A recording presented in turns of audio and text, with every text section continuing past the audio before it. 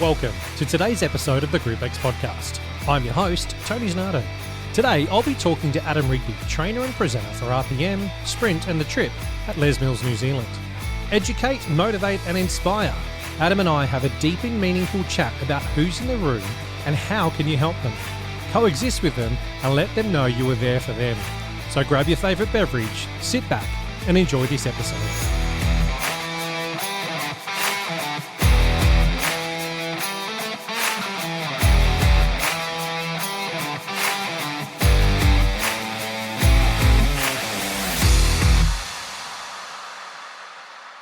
Adam, welcome to the Group X podcast, mate. It's good to see you. Yeah, great to see you, mate. Long time between drinks for us. Yes, but grateful to be here. Thank you for the kind invitation. Yeah, cool. Let's kick it right off front from the start then, and I'm going to ask you, how did you get into the fitness industry, mate? Where does your journey start? I could honestly say it was almost accidental. I'd come from a relatively like any Kiwi and any Aussie you can relatable. We do every sport, we do everything, anything where we can potentially put ourselves in danger and break bones and hurt ourselves, we're in. Yes. Right? No ifs, no buts, we're in. And Yep. I did that for a long time, and I'm walking sideways because of it, and I'm forgetting things because of it. But part of that, I'd been cycling and doing triathlons in terms of fitness, and my beautiful wife, Justine, was going to the local gym, and she kind of discovered indoor cycling, and it used to fire her up and get her out of bed at 5 o'clock in the morning, and she used to tear in, and every morning she would get up and go in and do these classes. I was like, you're mad.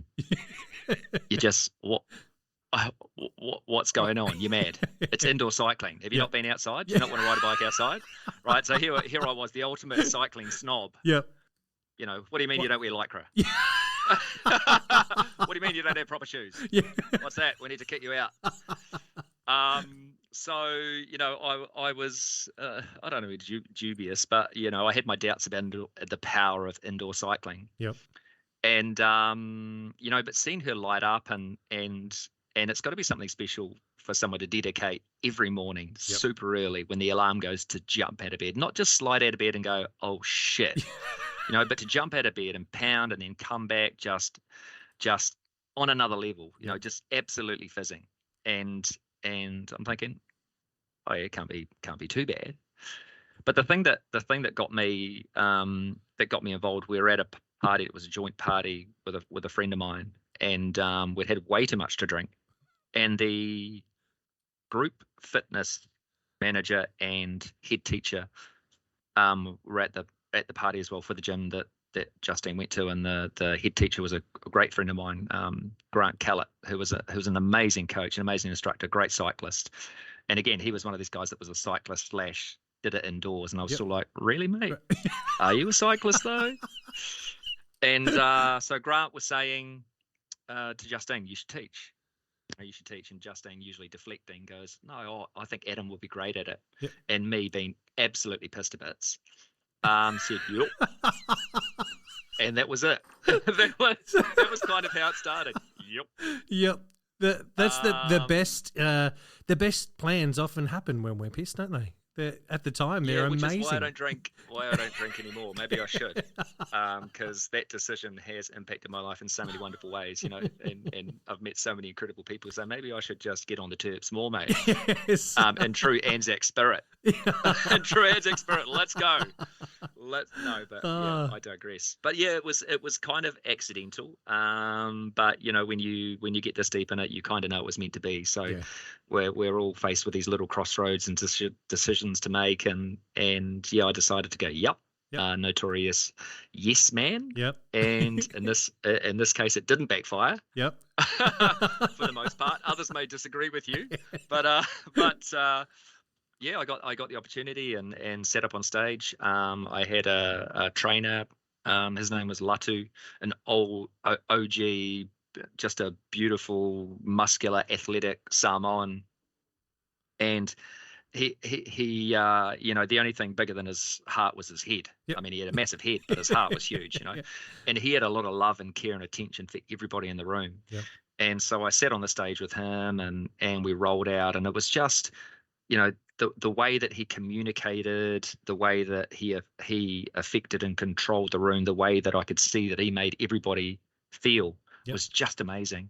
And the music, just the music. And I hadn't really sat and immersed myself in the journey of the music before. Yes. But I'm like, holy crap, banger, banger, banger. Yep. And we flowed seamlessly. We did it week after week. And I think it was, week 4, we're looking through the releases and sitting next to him. And he goes, oh, yeah. So did you look over the releases? I'm like, yeah. He goes, here. And he just hands the mic over to me and he goes, go for it. And I'm like, School of Hard Knocks. We don't do that anymore, fantastic. Pete. We're a little more gentle, but yeah. But do you know what I've got to say? I was ready for it, and I loved it. Which gym was this at, and how long ago are we talking? This was a gym called City Fitness Porirua in Wellington. It's still going. Yep.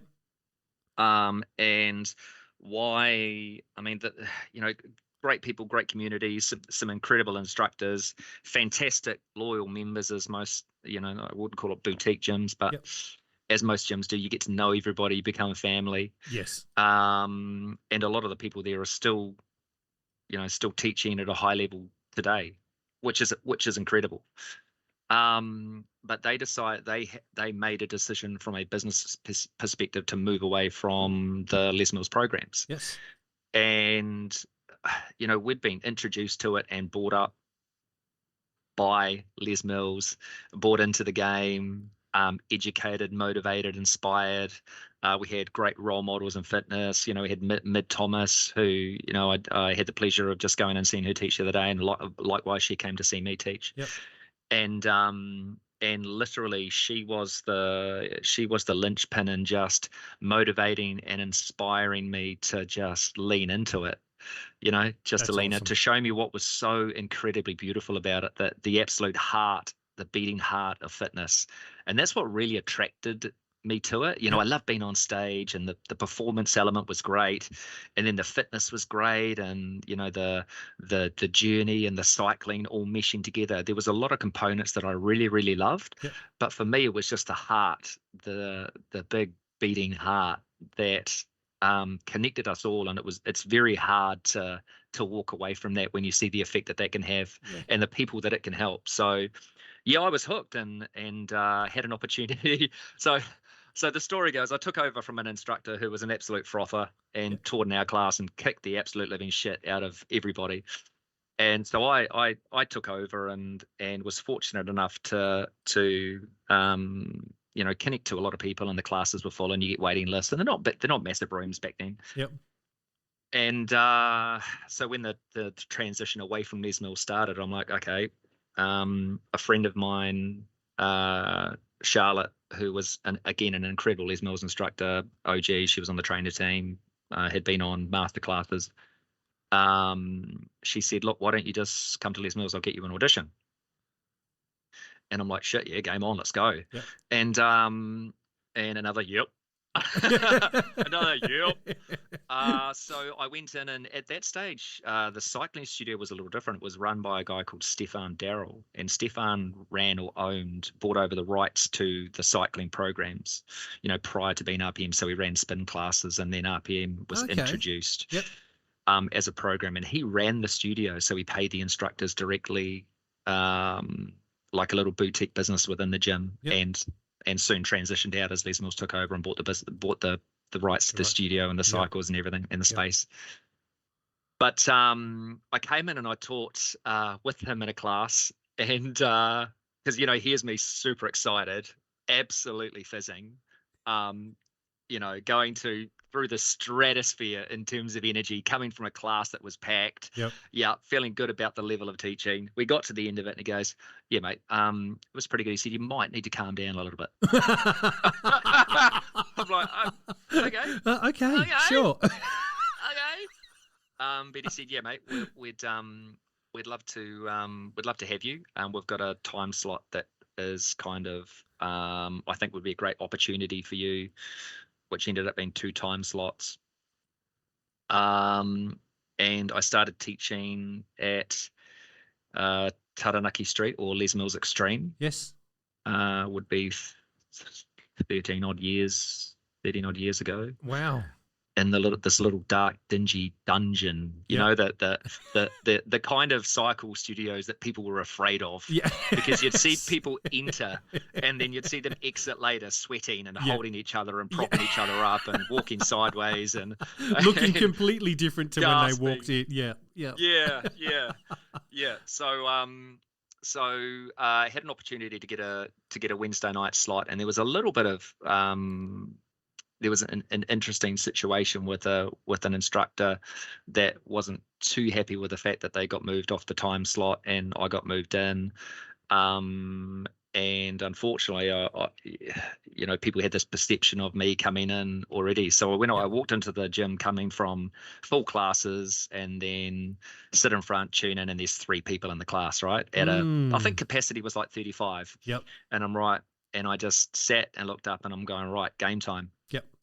And that's when it started, because for me, it's always, it's not about who's not in the room. Yeah. My focus has always been who's in the room and how can you help them? Yeah. And by helping them and providing with the opportunity and the responsibility to help others. So that's all it started, bring a friend. Cool. Is there anybody in your life that you think could need this? And then got to a stage where it was just chocker.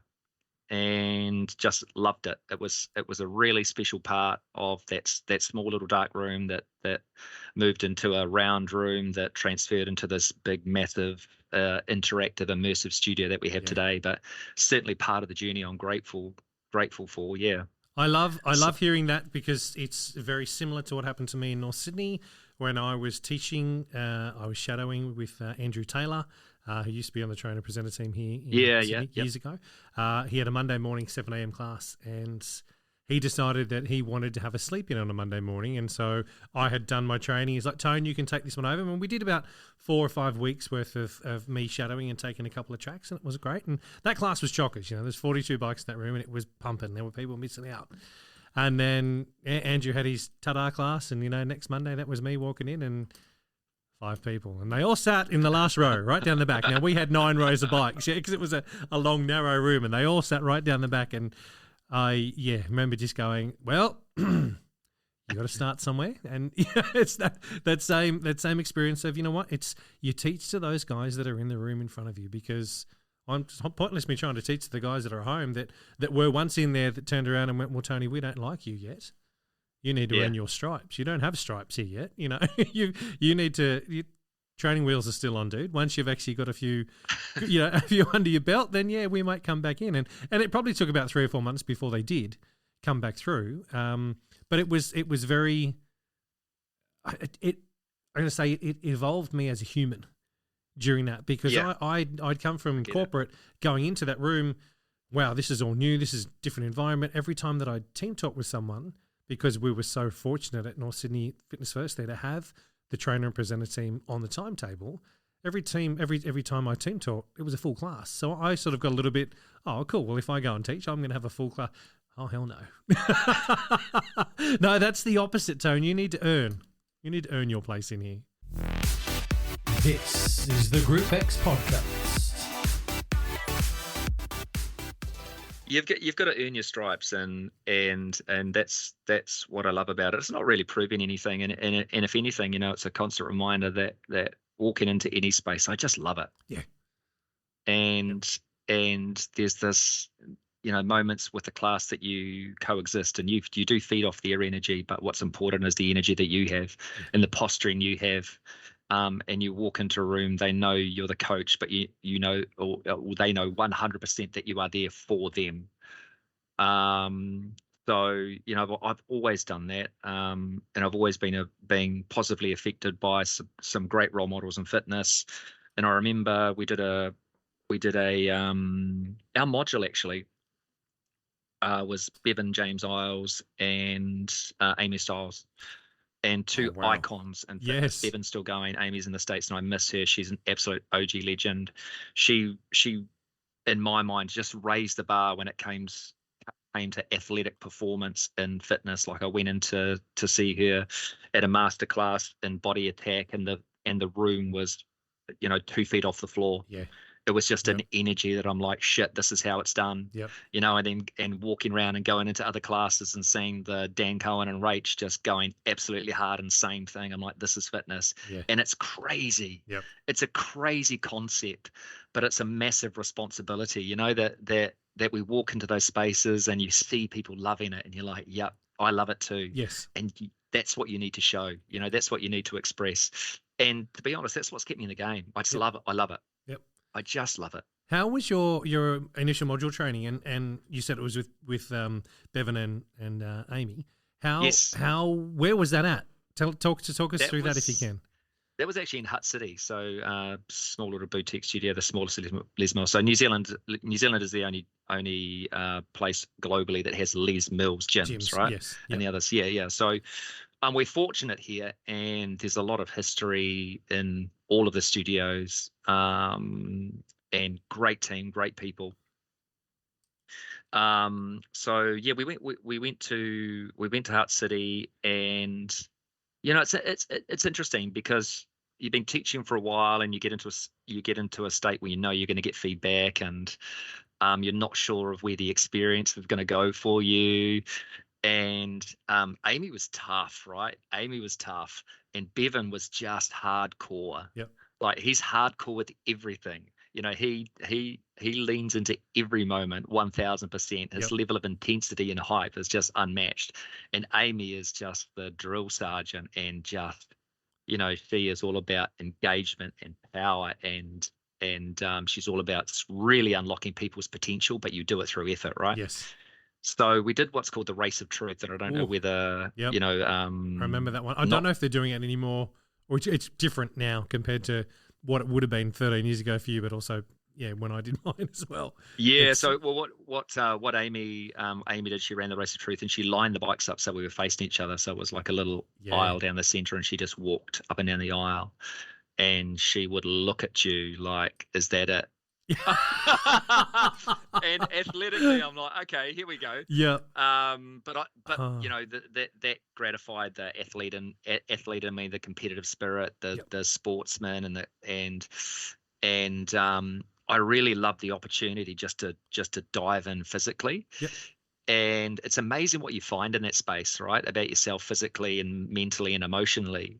And you know, I've always carried that experience with me, and also the importance of things like motivation at the right time, and the right level of motivation, and knowing who you're talking to. Yeah. Right. Yeah.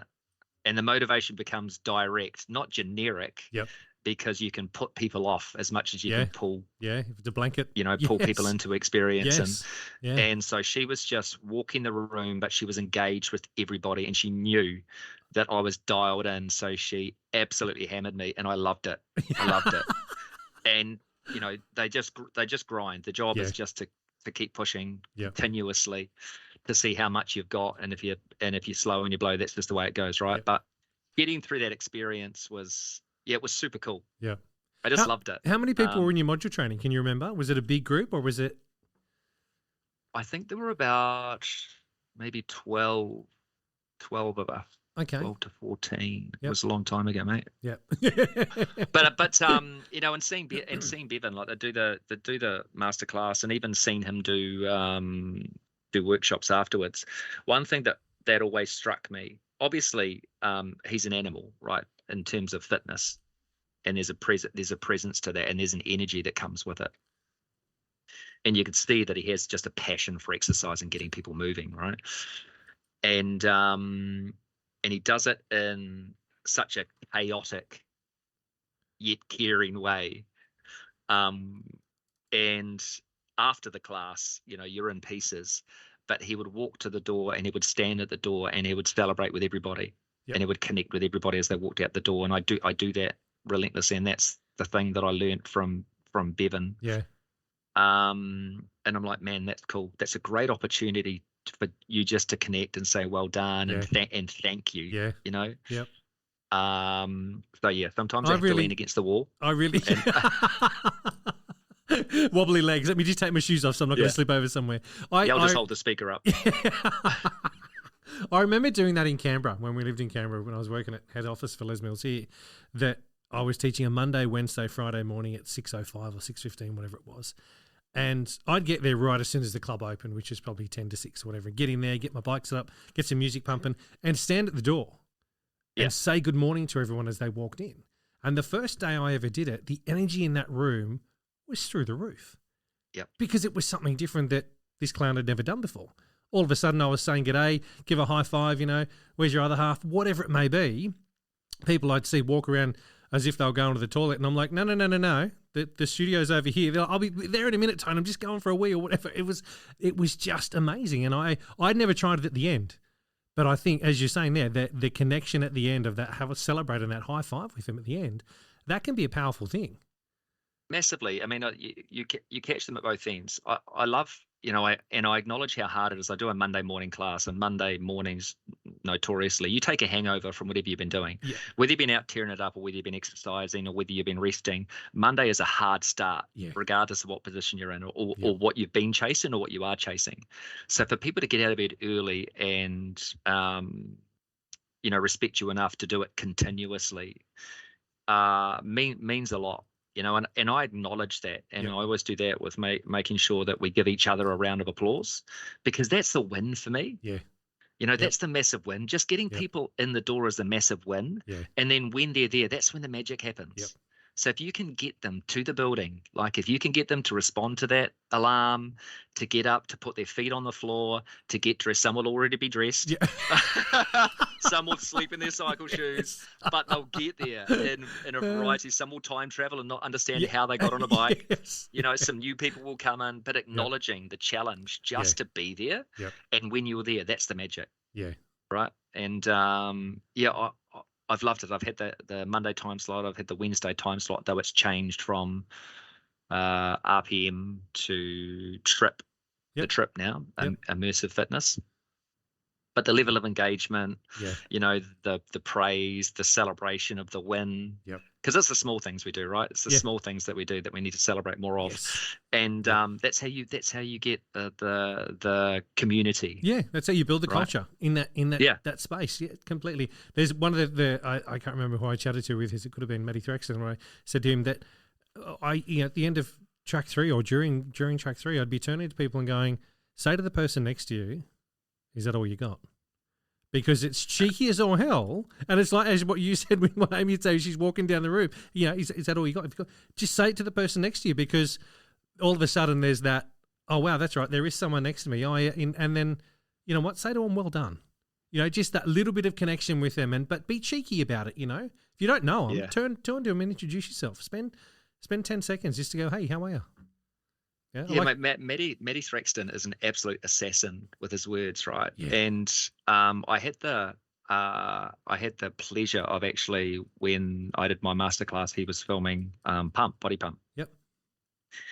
And you think you've got a charismatic guy who is just a laugh and great with words, but he's a deep thinker and he's a hard worker. Like the amount of mahi and grind that he put into making sure his performance was one that he and everybody could be proud of just blew me away. Yep. I'm like, we don't just roll up and he had a process, and he would take time for himself to rest as well as and then engage. Yes. But really inspirational to see instructors of that level and how they operate, right? And that's what we should do, right? It was a very interesting chat that I had with him. We I had to cut it short. Yeah, of course. The episode was very short. We chatted for probably twice as long as what it was, but I had to cut it short because we went off on a million tangents everywhere. But yeah, that guy is like you, like Lee as well. The three of you, I could probably sit and talk for hours and hours and hours and hours and hours, and it'd just be like, people would be like, Tone, shut up now. Like, we got that. That's just the three of you guys having a chat over a beer now. Like, stop. But it's what's better than chatting, mate? True. But it's the not the depth. That's not the right word I was going to say. But the intelligence of the conversation. It's not just beer chat talking shit. There's deep chats that go on. That is, just blows my mind that can come from blokes and fitness. Blokes doing exercise, you know, and Yeah, the experience that we bodybuilders share with not people. so much. Bodybuilders not so much, but love to the bodybuilders out there. Yeah, I was about to say, mate. Pick up heavy stuff, put down heavy stuff. Good bodybuilders. Oh, we don't want to upset anybody. I can edit that bit out. No chance. Okay. No, but it was funny. Just chatting to another guest recently that, you know, I mentioned my proper job. Yeah. Now, my guest was a lawyer, or is a lawyer, you know, in law stuff, and they turned around and said, "Tony, being in fitness full time is a proper job." I said, "Yes, I know that," and I said, "You know, I was in it from 2002, 2003, whatever, through to 2012 when I then left to work for Les Mills, but I was still in fitness, so yes, it was still a full time job. I just wasn't teaching." 15 classes a week, and I didn't have 30-something PT sessions a week. I'm still in fitness, and it's still a proper job. But it was interesting. The concept made me realize last night when I was chatting to her that everything we do in what I class my big boy job, my GM role at Body Bike, I can relate back to when I was in front of people teaching, and vice versa. Absolutely. You could take those skills and what you were doing when you're actually in front of people teaching, and bring them into your everyday conversations that I'm having with gym owners or suppliers or distributors or whatever it may be. The same conversations can be had. And that was a bit of a moment when I was chatting to her last night that I was like, oh, wow. Yeah. And it's not that I'm probably doing it without realizing it, but it was just a realization moment when I was chatting to her that went, oh, wow, yeah. Yeah, I'll do that. And I think that's part of what I'm getting at, is that those conversations that we can have can be huge and can be impact more than just this is how you should teach or this is how you should connect with people in your class. It rolls over to every day. Yeah, look, if you can stand up or sit down, in this case on a bike in front of a room full of people in a top that's 2 sizes too small, and shorts that are way too inappropriately short, strap a microphone to your head, and you can teach or coach or guide for 45 minutes or an hour. You can do anything, right? Yeah. You can do anything. Yep. And you're right in terms of the synergy. It's interesting because, you know, with our real job that we term our real job, and life in general, teaching in a lot of ways can be like a second life sometimes. You're going in and you're going out. And that's always been a great win for me, having the ability to switch on and be in there and immerse myself fully in the experience and the emotion, and also walk out. And there's so much more outside of life, you know, the family and the fun and all of the stuff that I love to do. Yep. But the great thing is they link like DNA, they weave together, and one affects the other, and you find yourself doing or saying things from your professional life that you can implement in terms of strategies and dedication and work ethic, all of the stuff that should flow into instruction, and the other way, all of the, you know, the charisma, the connection tools that you need, the energy, the persistence, the desire, you know, just to keep going sometimes. And it just flows and ends up being this beautiful solid state. And that's the space I'm in at the moment, you know, where everything's working. And I pinch myself sometimes in terms of the space I'm in, having done it for such a long time. Yeah. But the opportunities present themselves just, you know, not by me treating on anyone, not by me upsetting anyone, just by going and immersing myself and just being true to myself, being myself and loving what I do, and stuff happens, right? This is the Group X podcast. On that, you mentioned before you've done filming, you've done a masterclass. Yeah. How did that opportunity come up for you? What release was it? And tell us a bit about that experience. Geez, it was a long time ago. It's probably 10 years. It'll probably be 10 years. And so my wife and I would always make a point of going up to see masterclasses. And it was the stuff that we watched, and it was the people that we knew. I learned the release that I got, I think 28, 29, you know, Dan McDonough was in there. Yes. And he's become a great friend of mine, great mate, which still makes me laugh to this day. and seeing him on a masterclass, or as we used to call them kids, DVDs. Just, yep. And we still sometimes say DVDs, and people are like, hey? You what? It's the masterclass. As long as we don't go back to calling DVDs. them the VHS, then we're good. No, that was before my time, though some would argue. No, I wasn't at the age when it was presented on stone to you. The tablet. Yeah, it's been a while, but yeah, seeing Dano, a bike rider, represented Canada, athletic, authentic, loved it, physically challenging, great coach, and that was another thing, saying, yeah, do you know what? Yeah, this is legit. Yep. This is legit. And so Justine and I would go up to Auckland, take the time, and plug in. And the great thing, how releases work there, filmed in advance. And so what you're getting is a snapshot of the language and where the programs are going in the future. So you can bring a lot of that back to your club, the way you can say, hey, this is what's happening. This is where the direction of the program, this is where the music's heading. This is what people are starting to talk about. Yep. And I loved not necessarily being ahead of the curve, but being able to prepare myself for the transition into a new language. And you'd learn some cool stuff. You'd meet some amazing people, and that continues to this day. The people that you meet in any experience and the experiences that you share is second to none. And it would go up consistently. And I met Lee Smith. Who? Up there through a friend of mine, Lee. Who? Yeah, she's great. She's great, Lee. And yeah. But anyway, Lee Smith, she's great. And I met him through a friend of ours, Blythe. Actually, Blythe was the guy that was in the corner in the DVDs. Hell of a bloke, as honest as the day is long, and he would tell you sometimes comments from him were like a punch in the face, but that was so refreshing. Yep. He didn't mix words. Yeah. You'd always get the truth from him, and to this day, he's got my deepest love and respect. Right. And I met Lee, and I obviously just picked off, and when you're passionate about bikes, okay, bike geeks, when you're passionate about fitness, when you love a chat, right, when you love a cold one, when you like your coffee, / mocha, or Milo, as we would term it, offer a Milo. And yeah, it was the experience of meeting Lee, who was at the top of the game, right, and he changed the game and the way that people talk and the language and the way people felt. He had real power in his words. I think one of a kind, right? Yeah. One of a kind. And to this day, I carry a lot of that with me, and so do we all, right? The way that he was able to connect and how clever he was. But again, he was a hard worker. He thought about it. There was deep thought in the process. It wasn't just, oh, this is magic that's going to come out of my mouth. Yeah. He really thought about moments and music. He was a ex DJ, radio disc jockey, and so he knew music, and it showed. Yep.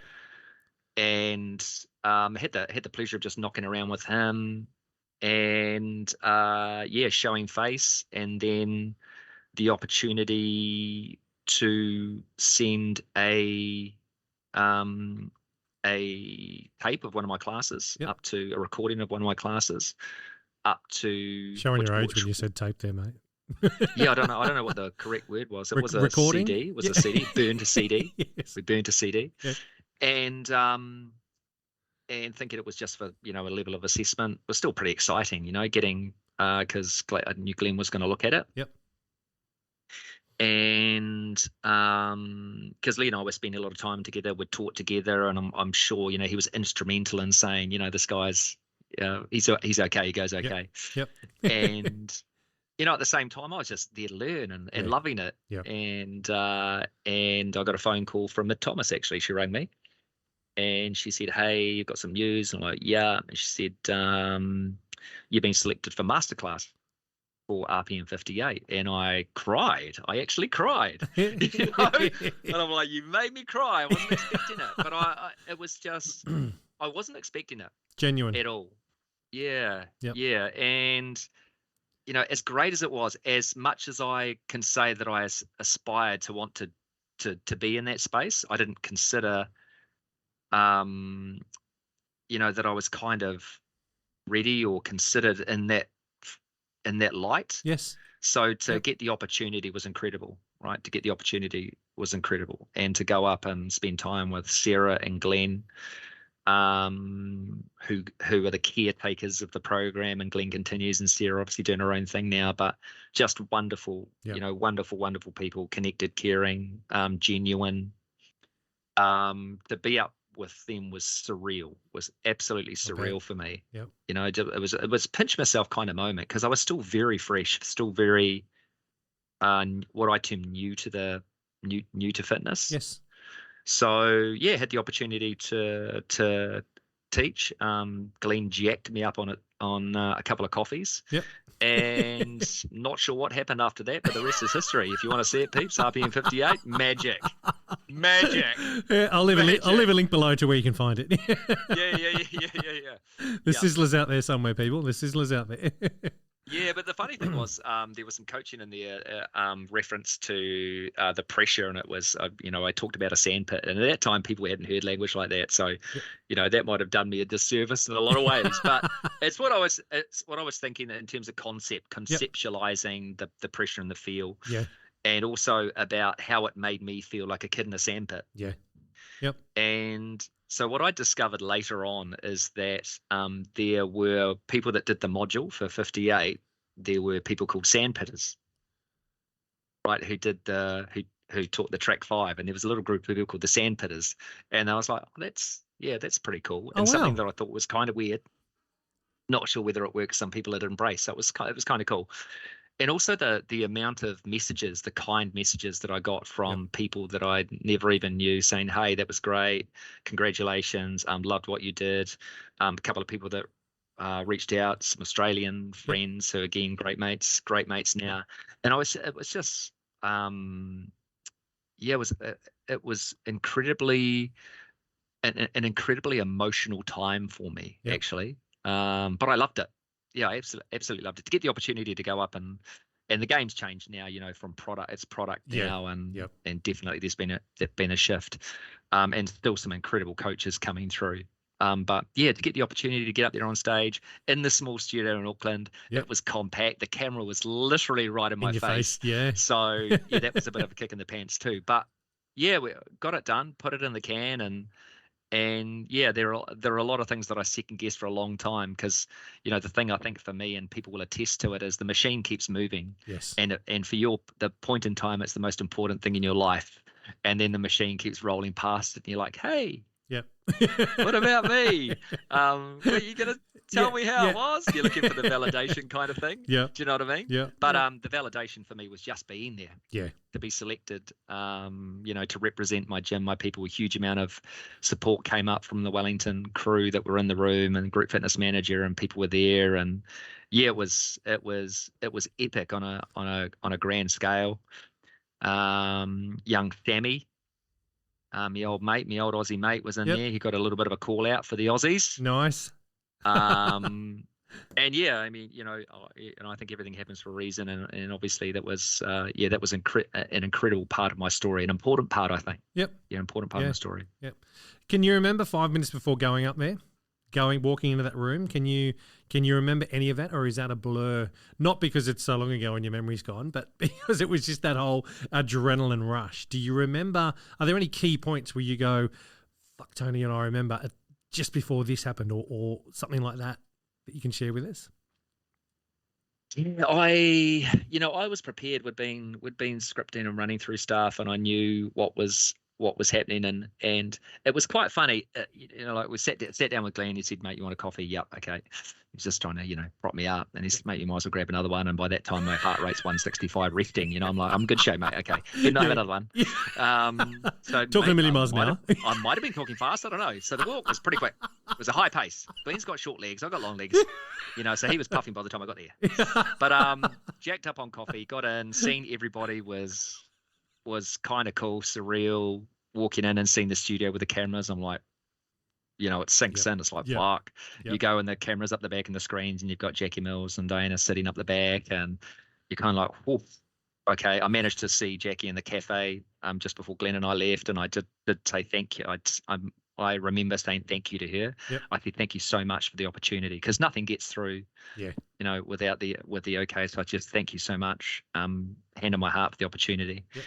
And got in the room, and the rest, it just went so quick. It went so quick. Was it one and got take? the end of it. Is it one take for the masterclass, or do you guys have to do Of course, mate. Yeah. Of course it was seamless. It was absolutely seamless. Part of me's not believing you, sir. Part of me no, is it was. It actually was. Although probably at times they wanted to go cut, but they just let me go. And the rest, my friends, is history. So just one take, got to the end of it. So the still sweating that we saw in track 1 was just from all the caffeine. It's not because you. Yeah, I mean, my heart rate was probably about 195 by then, so I was in really good shape, well beyond fat burning. Yep. Brilliant. Sitting still, getting fitter. Yeah, love that. Yeah. Love that. That's the way it should be. Yeah. Yeah. That's exercise. Yeah. Cardiovascular conditioning by not moving. But it was great to look around and see so many familiar faces, and I mean, I kind of took it to another level. Was it 100% authentically me, or was just me in that moment, right? And that's all you can manage and all you can deal with, and all you can do. So it was a lot of fun, and then it was over. Yep. This is the Group X podcast. No, look, I from people that I've chatted to, that seems to be a common emotion, a common thread, a common feel, that, there's this hype. It's fantastic. It's an amazing moment, and you're there with it, and then it's all over. And it's almost like you're wanting more, but at the same time not wanting more, because it was such an experience that, are you ever going to be able to top that again? Sometimes you don't need to. Sometimes you don't need to go back for round 2. You can just go, I had that one. And that one was bloody amazing, and I'm so grateful for the experience and what happened that I don't need to go again. I can share that, and I can share that with other people, but I can do something different moving forward as well. 100%. I mean, the sentiment's correct. Just showing that, and my view is, if I can do it, anybody can do it. Yep. Right? And I believe that we all have the power to do incredible things. And it takes a lot. It takes people who believe in you. And I'm lucky to have, my beautiful wife, who is the ultimate hype person for me, pumps me up way bigger than I should ever be. Yep. But people like Lee Smith and people in your corner that really back you and are there for you. And I remember too, because and Matthew Thraxton, interesting talking about Matt, because he would acknowledge, the feeling that you get, the adrenaline dump, and it's the highs, but you do get a bit of a low afterwards, and it's really interesting to try and deal with that. Yep. So I remember just going a little bit deeper than probably I needed to go, and it took me a little bit to get out of that funk. Yep.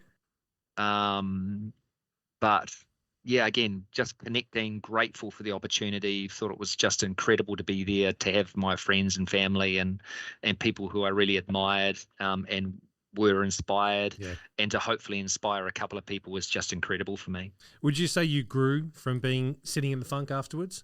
You got to know a bit about yourself, and even though it might not have been the dark times as such, but still sitting in that and dealing with it gives you I suppose a different view on yourself as well, a different self-awareness.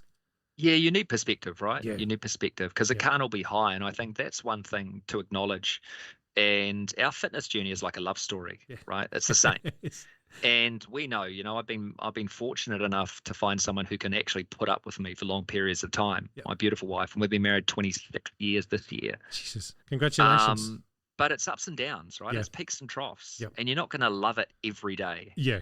Right. And it's not going to love you back every day, but you push on because you know that for every trough, there's an incredible peak, and there's moments that you'll never forget. And that's what keeps you going. So, the magic is in just realizing that it's like any other love story. Just celebrate while you can, understand that everything that you go through, whatever happens in your life, because it follows you. Like I say, you deal with maybe breakups or people that pass away in your life, tough times for you physically, mentally, emotionally, but everything passes. Everything passes, and then you're back in the saddle, rolling with your people, sharing what you've learned, and the one thing, for me is also the level of support that you get from the people. Yes. Yeah. So, Yep. so they lean on you a lot, but there are times when you just walk in and say, it's not selfish to think that I need you guys. Yeah. Yep. And Yeah. that's a wonderful environment to be able to walk into that and know that people have your back as well. Yeah. Yeah. So, yeah, I mean, obviously you learn every experience, whether it's sunshine and rainbows or deep dark cloud and rain. Yep. You learn from every experience, and that's how we grow, right? That's how we evolve. Yeah. We need 100%. it. We need it. Yeah. And it's a reality check for everybody come into it. And is it tough? Yeah. Be present. Be present no matter where you are, what you're doing. Be present. Just experience it. We get one chance at this. Yeah. If you're feeling shit, cool. Understand why you're feeling shit. Deal with it. And I don't mean that in a sarcastic way, but sit there and understand what it is and why you're feeling the way you're feeling. But also, as you're saying, when you have those bloody amazing moments where everyone's around you and you're all pumping, you're all firing, and you're frothing. I think that was the word used before, but that celebrate that. Just be present. Be present in whatever it is, whatever you're feeling. Just acknowledge it, and yeah. Yeah, and look, a big thing for me recently is just and for participants as well, and for the members, is just acknowledge your emotional state. Yep. When you're walking into a space, because there's huge power, and whether it's dark or light, you can use it to your favor. So if you're in a great mood, had a great day, you're going to treat things a little positively. You're going to react differently. Same goes for if you're having an absolute shit day. Yeah. Right? You've been absolutely smashed. You've got a phone call or an email right before you're about to walk into class, and it happens to us all when you think, holy shit, how am I going to reset? Yeah.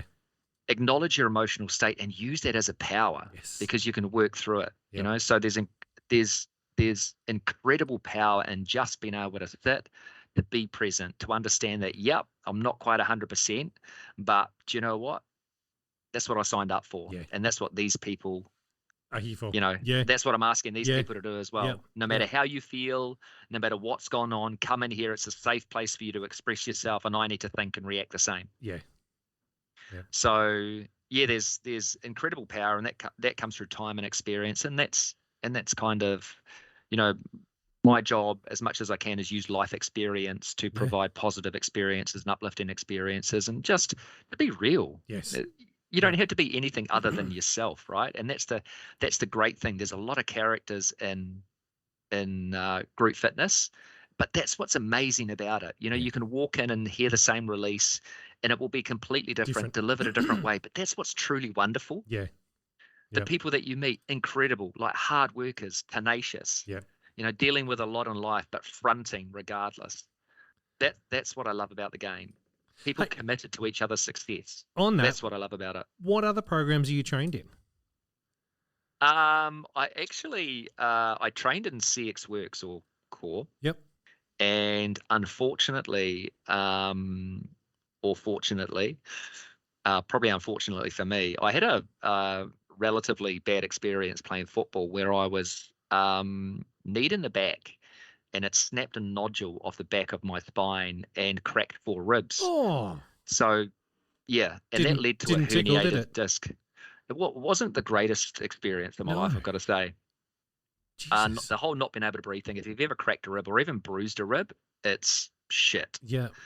And that affected me in a way that, because I've got these long limbs, quite long limbed. So doing things like the extensions, and it became to a point where I loved it, and it was challenging for me, which was obviously some of the attraction as well, something different. Yeah.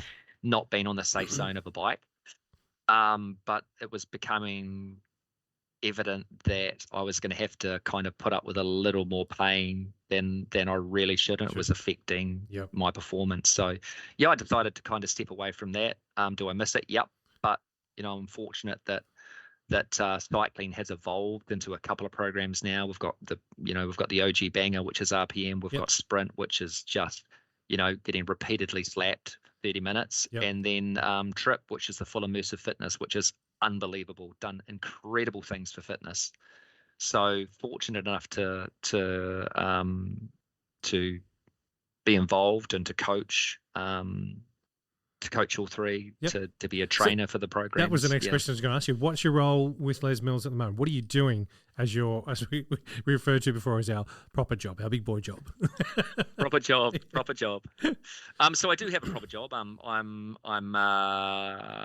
involved in technology, Australasia's largest telematics provider. Oh wow! In the enterprise space, but what it comes down to, honestly, mate, is I'm helping people through implementing technology solutions. You know what I mean? Yep. So within Les Mills, I'm fortunate enough to be a trainer and presenter. So module training, yes, which is just the sweet spot for me, and it just fills me with such joy to be able to pass on the knowledge that's been gifted to me. Yeah. So presenter for RPM, which is, I left the program for a little bit because basically I didn't have a class to go to because the classes changed to the trip. Yes. And as much as that pained me at the time, trip is another level, right? It's just incredible what it does, how it feels, how it looks, and the people that it attracts. And people want to be there rather than feel they have to be there. Yes. And the classes are packed and you can turn out the lights. It's a way different experience. But so having the ability to move through that, I stepped out of RPM for a while, and through being selected to be a trainer, it was kind of like we need to get back in the game, and there was a little bit of a switch around on the timetable. So I got the opportunity to do a back-to-back. So we do sprint on a 5:30 on a Wednesday night, and I back it up with a 6:30 RPM. Oh, wow. Yeah, carnage. Yes. But in such a wonderful way. Yeah. And so what I've been doing More floor coaching. Yeah. Well, you can do that in sprint, right? And RPM, I'd almost forgotten how challenging it was because it is tough. It is. It is tough. It's endurance. It's a whole lot of stuff thrown at you from a whole lot of different angles.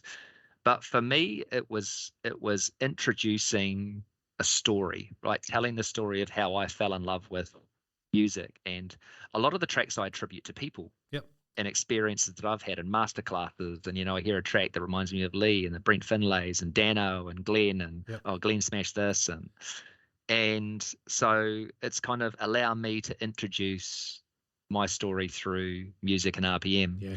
And I'd love to take you on that journey. And we're bringing back some of the OG bangers. You'll see in the latest releases for those RPM instructors and coaches out there that the music has shifted in terms of some of the old music is coming back. Yep. There's some incredible big anthems. And it just reminded me why and how I fell in love with it. Yeah. Yep. And so being back in it has been just amazing. And I think that's given me just an incredible boost and a lease on life that I didn't really expect when I thought that part of me had maybe moved on. Yes. To get back into it and have the opportunity to do it just reminded me how fortunate and grateful I am.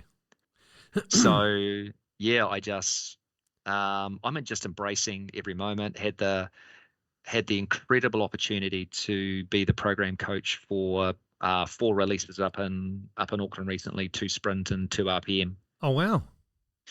And again, just an absolute pinch me moment, to be honest, mate.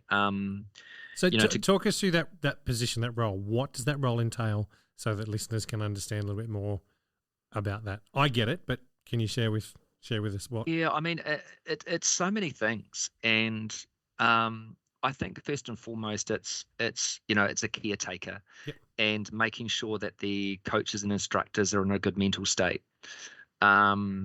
Making sure that they're confident, they go in confident, making sure that the instructors or coaches are relaxed. We had a coach that for the first time was doing her first time masterclass, and connecting them to the basics, because a lot of the time we go into the situations, and I was no different, where I felt like I had to reinvent the wheel and say smart stuff and do all of this stuff, but just reconnecting them with the power of the basics and reaffirming that they know what they're doing. Yeah. And if you can keep people relaxed in that environment, then it's a massive win. And Glenn was in a position where he was super busy, and to step in and be able to assist him and see him so relaxed in those filmings, that's the best. Honestly, that's the best I've seen him. He was in incredible shape.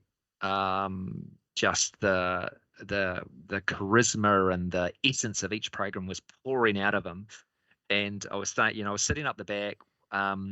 With sitting next to Jackie, and he was the latest production of the sprint film, and if you haven't seen it, is incredible. It almost looks like a jet fighter squadron, the way they've done it, nice and tight in a little square, compact environment. Yeah. No one thought it would work except the producer, right? And he's like, yeah, I told you. Yeah. But to see Glenn, I kind of leaned across to Jackie and Andrew, who's the technical guy, and said, if a Sprint had a baby, that's what it would look like. Yep. And it was just to see the team come together, to see them be successful. There were moments when I honestly teared up, especially with the new presenter, Emma, who was an incredible human, just a lovely girl. She deeply cared for everyone and everything, incredibly talented, super smart, right? This incredible level of intelligence. And on the other side, you've got someone like Karan, who is just, she's just another level. Like, she's just another level. The stuff she feels, it comes from deep within her. Yep. Like, a lot of her motivation, she feels it because she's lived it. Yep. And that's a stratosphere. So there's a huge amount of trust in knowing that Karan will take it wherever Karan's going to take it, and it will be amazing. Yeah. And for the latest Sprint release, just watching it, and you can feel it. Like, when you're watching something on film and you can feel it, and you believe in it, that's next level. Yeah. And that's what we're trying to get the presenters to do too, because they're trying to communicate through the screen. RPM is now one of the biggest online programs. Yes. So how do we connect? Yeah. It's not the classes anymore, it's the camera. Yeah. So the expectation is the instructors are looking down the camera, coaching to a camera, which is hard. Yeah. It's different. It's completely different to the masterclasses of 13 years ago. As an example, the 13 years ago, the masterclasses were delivered to instructors. It was an educational tool for instructors, so the message got across. Now, when the masterclasses are filmed, it's to that one person watching. Yeah.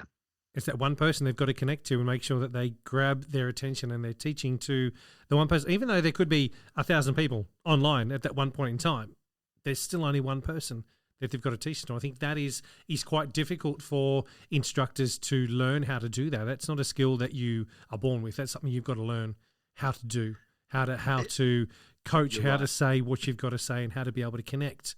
Very different to your Tuesday night 5:30 class, or your Monday morning 7 o'clock class, or whatever it may be, when you're in there and you've got real life people in front of you. When you're teaching to a camera, it's almost like it's an invisible person, but you've got to make sure that what you say is connecting. Yeah, to that person. The production, they have a couple of cameras that are literally, right in your face, and they arc up, and it's incredible to watch.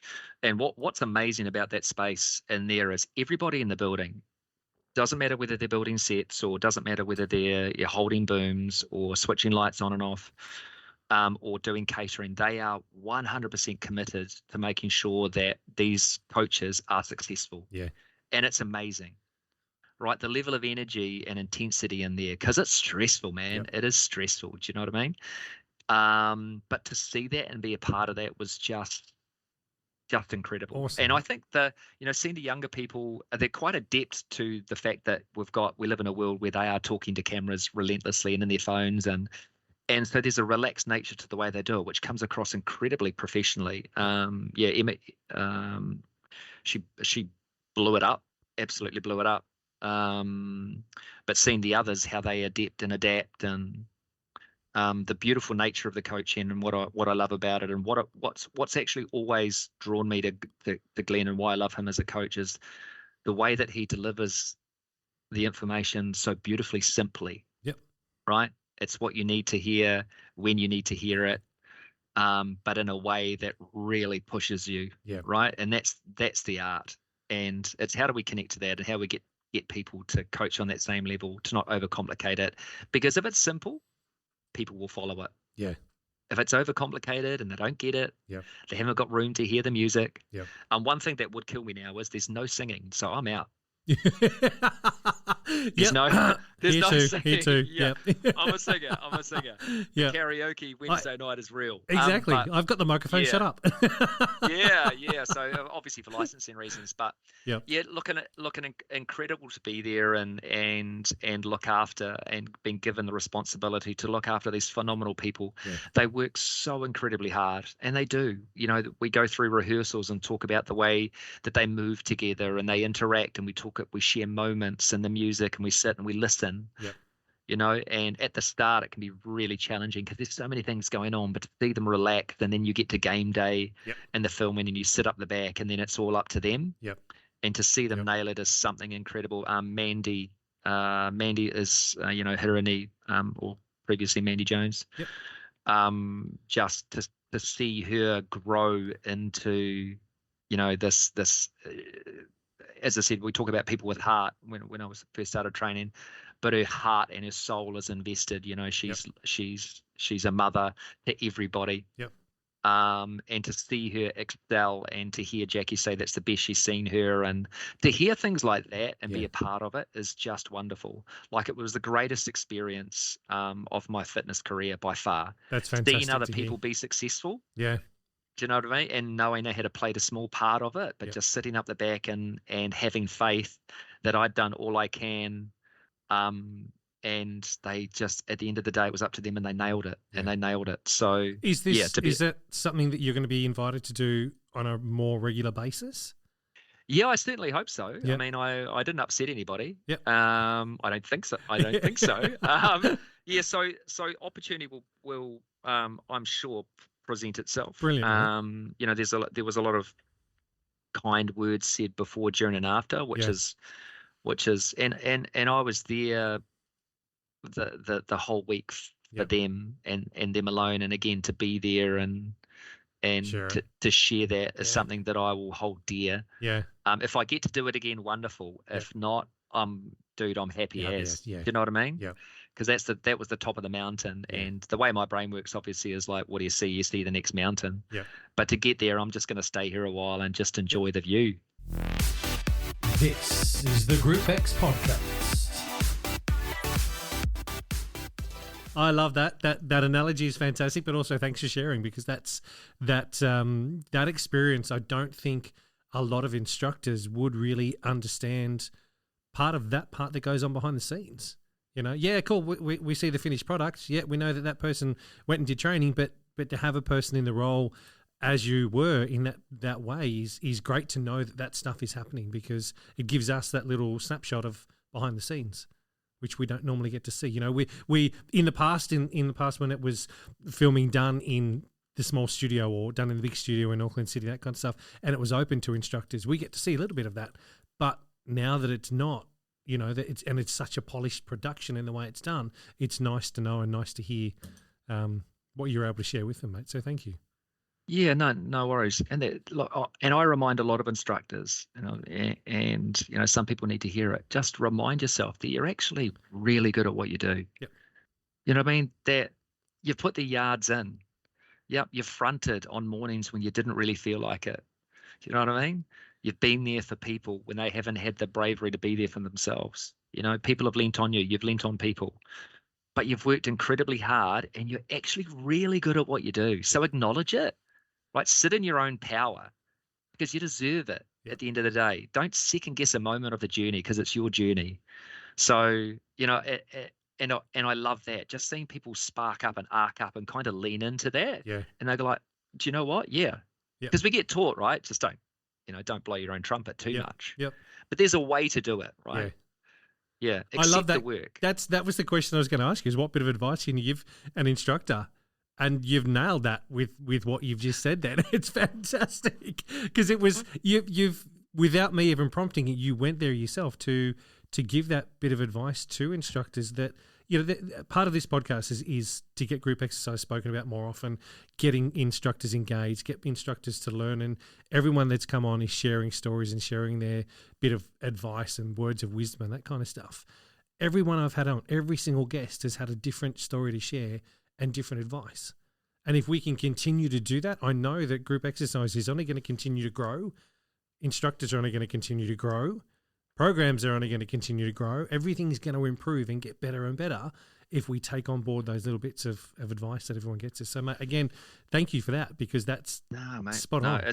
It's from the heart. I mean, we're in this together at the end, and take yourself out of the competitive situation, because you all want the same things. You're all working hard, right? You're all part of a purpose that is way bigger than all of us, right? It flows through us. It's magnetic. That's why we're drawn to it, right? It's part of our story, and it's part of a story that's way bigger than all of us. So to be a part of it is an absolute privilege to welcome people. And that's what we should do as coaches and instructors. If we're brave enough to just step in and lean into that, and if we can inspire people to do what we do, that's the legacy. Yeah. Right? To get people to say, yep, I was inspired enough to step up on stage, to grab a microphone and to do what you do. That is the legacy. And that's how we continue long after we've gone, and our shoes are still probably leaning in the studio, moldy and smelly, and unless you go to bed with them on, then you've been buried with them on or work with them. But we're all in this together, and I think the biggest thing that I've learned, if you want to achieve something really, really big, you've got to really nail the small things, right? Isn't that and true? appreciate the small moments and appreciate the small wins that we're doing daily. Step into your class next time you're in a class and just take a look around. Like, how lucky are we to do what we do? Do you know what I mean? Next time you have a conversation with an instructor, just look them in the eye and say, mate, I appreciate you. Because we're in this together, and even across the ditch, there's that, we call it the common bond of suffering, right? And I just want to say hi to reaching out to all of my Aussie mates over there, and hand on heart, I love you guys, and I love the opportunity, and I miss each and every one of you. I know that our paths will cross again. I just know it. Having the opportunity to work with a lot of you is amazing, but that's why when we get together, it's crazy. Because there are people like us.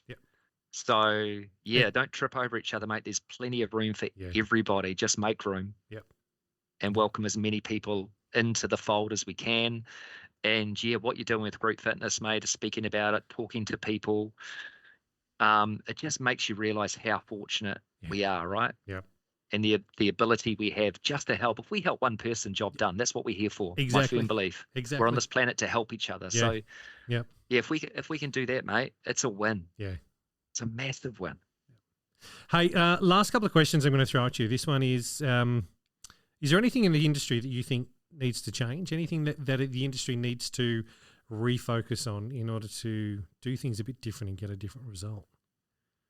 Ooh, wow, that's a biggie, eh? That's a biggie. I think fitness is evolving, right? And it has to. And I think probably not. And I'm fortunate to have seen firsthand the length and breadth and the depth that the people like the Les Mills family and the Mills family go to push the envelope, right? To draw more people in, because we're living in an age where people are conditioned to slow down, to look into screens, right? To be sedentary, to stay indoors, to not get out and be active. So it's how do we do it? So I think the biggest thing is don't be resistant to change. Don't be resistant to change. Embrace it, right? Because we have to evolve. We can't stay the same. Just like look back, the programs have changed significantly, the way we're talking, the way we're acting, the people that are doing it. But you've got to believe it's for the better. So don't be resistant to it. Be a part of it. Stand up and say, how can I play my part in helping the industry change and evolve? How can I do my part? If my classes aren't full because I think the program is dying, what can I do? Am I challenging my participants to become champions and go out to the community and say, do you know someone in your family or a friend that needs this, that could do with this, that could benefit from it? Bring them in.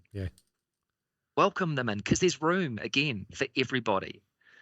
So don't resist change, be a part of it. And we've all got a part to play. Right. Don't think you're a small fish in a big pond, right? We're a massive horde. There's lots of us. And the way it works is we've got each other's back. So you're never alone, regardless. So Together we've got it. That's for sure. Anything's possible, mate. Anything is possible. Alone we're powerful, but together we're unstoppable. Right. And that's what we're dealing with. The fitness industry is a superpower. Right. And we're doing incredible things. We are literally trying to get the planet moving. We are trying to get people healthy, to be happier, Yeah. right? To celebrate life, to live a long, Yeah. happy, healthy life. That's what we're trying to do. Is it possible? Yes, it is. Yeah. You've got to believe deep down in your heart. Like I Yeah. say, if it takes one person at a time, Yeah. if it takes one brick at a time, One you just got to conversation at a commit to time, it. it's just going to happen. Yep. Yep. And the bricks Yeah. you lay, you may get to a stage where you can't do any more, and someone will take the brick off Yes. you and start laying bricks on top of that. So yeah, play your part, lay Yeah. your bricks, and have faith that someone will take over. And yeah, we will change. Yeah. No, We have to. love it. Now, before we wrap up, Yes. you also do a podcast. Tell us a I little do. Tell us a little bit about your podcast, because I'd like to to share a bit about that with my audience. So tell us Thank you, mate. Tell us what it is. Well, you've already experienced firsthand that I love a chat. Yeah. Like our 15-minute podcast has turned into 7-day extravaganza. But do you know what the power of a conversation? And it always struck me, and the amount of conversations we have, and how good you feel, how great you feel, the stuff that you need to share, are compelled to share. So the podcast is DMC, Deep and Meaningful Chats, right? It's promoting deeper, more meaningful human connection through deeper, more meaningful conversations. And they don't have to be big. You don't have to share a lot. But once you get talking and you get used to conversations, it's amazing what can come out. Yep. And the healing power of a conversation is, I mean, it's unexplainable. It's unavoidable. I think the power too in you actually getting the words out, your thoughts, expressing your thoughts out of your brain, being comfortable enough to chat to someone to be able to do that, to hear your own words has incredible power. So what I'm trying to promote is, and the lead, and we've had a lot of similar guests in fitness, because it's people I know, but they have such incredible stories, as you know. There's so much more to them, so many things they've encountered, so many things that we love to talk about, that we've talked about before. So share that, the stuff you can learn about a person, because we're all like, judge, image, what shoes, what top, what job, right? Where do you live? What do you do? What do you earn? Fantastic. Is that the way to live your life? How do we grow and how do we evolve without knowledge? Because it's true power. And be brave enough to speak your truth. So when we're having a conversation, you're just talking about stuff, right? And if someone disagrees, fantastic. Yes. Right. Yep. That's the beauty. No, you don't have to agree all the time. Not everybody has to think like you. Imagine how boring it would be if they did. Yes. God. It's funny you say that. So, I had a chat to our mate Lee Smith 20 minutes before you and I she's hit great. record. Yeah. And we disagreed. We disagreed about some stuff, and it didn't get heated, but it was very much, I said to him, dude, no. And it's probably one of the first times that I've actually felt confident enough to turn around to Lee and say, I know it's your business, I know you own it, but no. But it was fantastic, because by the end of the conversation, it was like, geez, mate, have a fantastic weekend. We'll chat to you soon.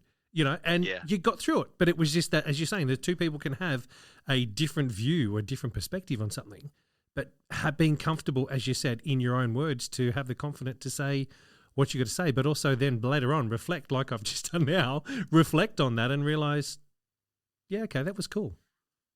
That was fine. Yeah. 100% agree. I mean, Lee's super passionate. I love chatting to him so much, so many things to talk about, and the great thing of conversing or sitting and spending time with people like that is just listening. Yeah. I've got a passion for listening, and that's opened up a passion for learning.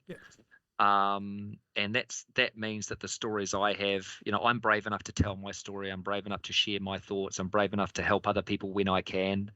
And people understand deep down that, you think the same things a lot of the time. You've been through. No one knows what you've been through, right?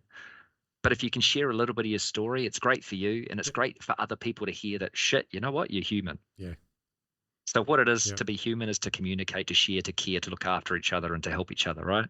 And how do we do it? By walking past each other and high-fiving? No, we don't. We sit and we make the time. So if you've got a person out there that you haven't chatted to for a while, just sit down and take the time. Do it. Yeah.